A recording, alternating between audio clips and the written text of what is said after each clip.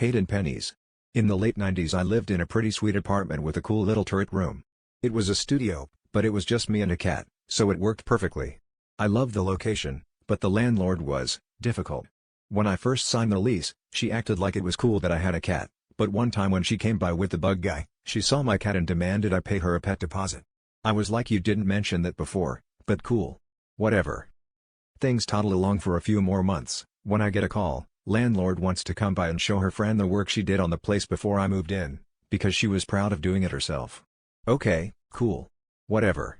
Landlord and friend come over, walk around the apartment for a few minutes. Friend is gushing about how much she loves the place and what she did with it. Yeah. Me too. There were some sapphic vibes going on, so I'm thinking good for you too. A couple of weeks later, my landlord calls and says I want you out by the end of the month. I'm like, huh, wha?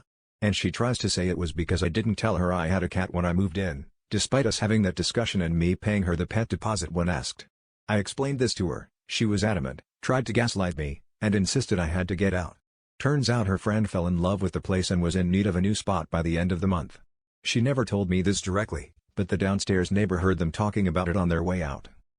I ended up finding a much better place to land in a better neighborhood, so I wasn't screwed, but I was still incredibly pissed over the whole thing, due to the fact that she was so shitty and dishonest about the whole thing, so I delayed paying her that last month's rent until move-out day because fuck her.